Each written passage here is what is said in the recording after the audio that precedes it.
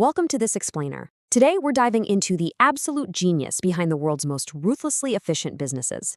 We're going to explore exactly how top companies achieve something called cost leadership. It's essentially a masterclass in what we call strategic subtraction. And trust me, by the end of this, you're going to completely change how you look at the price tags on your flights, your groceries, really the whole shebang.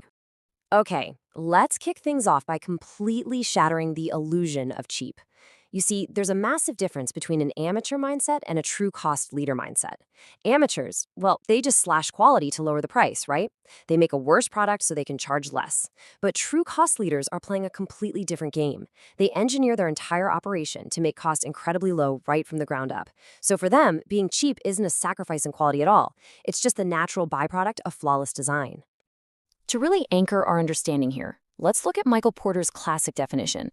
Cost leadership means being the absolute lowest cost producer in your industry, but, and this is crucial, while still maintaining acceptable quality. You're not making junk, and you're definitely not trying to squeeze a huge profit out of just a single item. Instead, you're winning on massive volume and creating a wider margin for error. That way, if a crisis hits, you've actually got the financial breathing room to survive because your baseline costs are just that remarkably low. So how do they actually pull this off? Well, the winners achieve this by pulling 3 specific master levers with absolute, unwavering discipline. First, they ruthlessly eliminate complexity. Second, they maximize asset utilization, which basically means squeezing every single drop of value out of what they already own. And third, they turn those initial savings into massive scale discounts. They essentially weaponize their size to negotiate way better deals.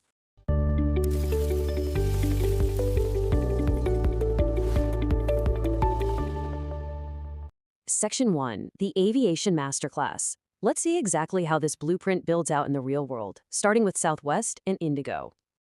To really grasp this, we have to look at Southwest Airlines. This is a company that somehow stayed profitable for 47 straight years, while legacy airlines were going bankrupt left and right. How? By completely stripping down their operations. While the legacy guys fly a crazy mixed fleet of planes, Southwest sticks strictly to one single aircraft type, the Boeing 737. That means pilots train once, mechanics need one set of tools, and you can swap any crew member onto any flight in a heartbeat. Plus, they use point-to-point routing, totally dodging those bloated hub-and-spoke models that require massive, expensive connecting infrastructure. And the ultimate payoff for eliminating all that complexity really comes down to one absolutely punchy metric: 25. Southwest turns a plane around so that's deplaning, cleaning, boarding, and taking back off in just 25 minutes. To put that in perspective, the industry average is somewhere between 60 and 90 minutes. That means a single Southwest aircraft is flying 6 to 7 flights a day, compared to maybe 4 or 5 for their competitors. They are literally pulling 40% more revenue out of the exact same million-dollar asset. Now, they turbocharged this efficiency by embracing a relentless no-frills policy. So no free meals, initially no seat assignment fees, no first-class cabins eating up premium space, and no complicated baggage transfers.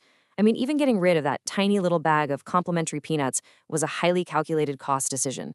Every single thing they subtracted was designed with one goal: keep the plane in the air, making money instead of sitting on the tarmac bleeding cash.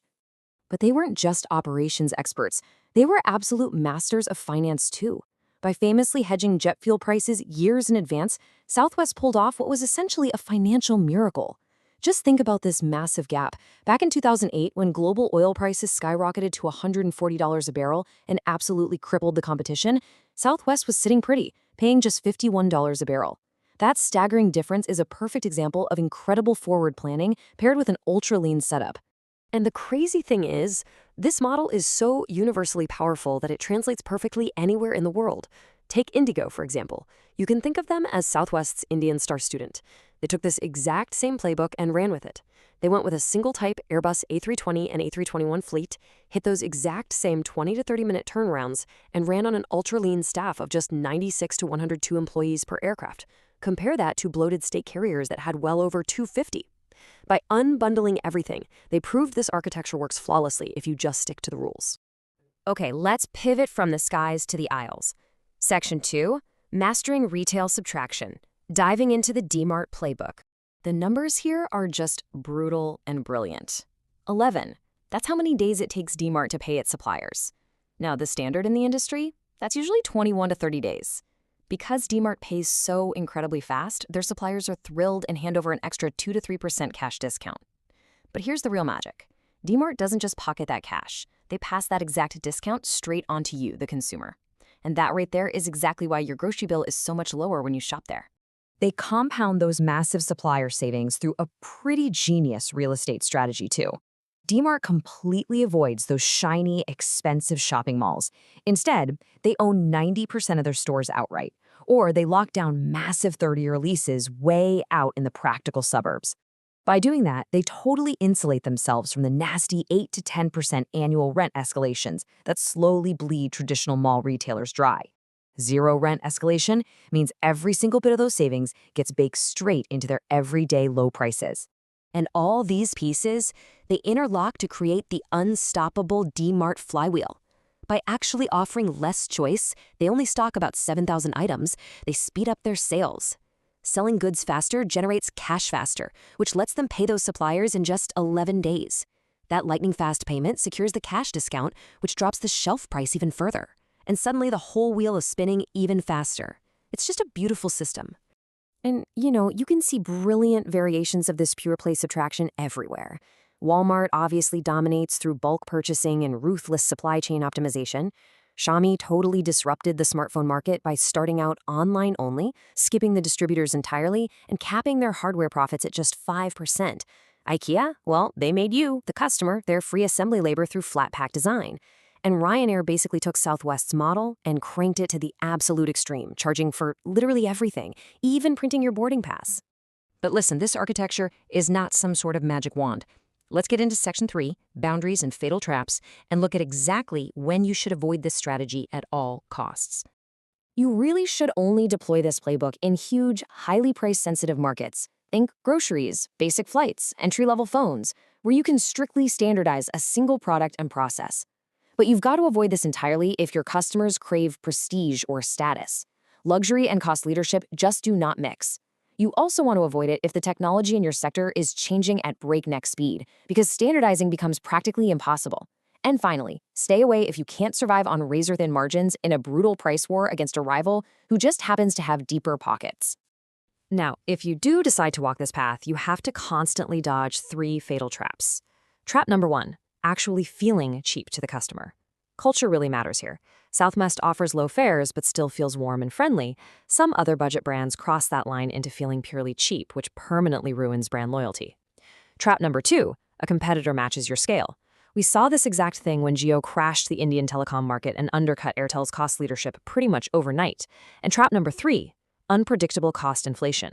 A sudden spike in fuel, rent, or wages can wipe out those razor-thin margins in a heartbeat. And just as a stark reminder that absolutely no one is immune to these traps, Southwest Airlines, the literal pioneers of this model, actually had to put an end to their famous fuel hedging practice in 2025. The global energy markets just became so insanely volatile that the financial instruments needed to hedge fuel became too expensive and completely unreliable. It just goes to show that even the most perfect cost leadership architectures require constant, ongoing adaptation if they want to survive. So, as we wrap up this explainer on strategic subtraction, I want to leave you with a final provocative thought. Building a low-cost empire isn't really about being cheap. It's about having unparalleled operational focus. So, to achieve true cost leadership, do you actually have the discipline to say no to 100 different things your customers are asking for just to protect your core engine? Think about that for a second. Thanks so much for joining me, and keep your eyes peeled for those brilliant subtractions hiding in plain sight.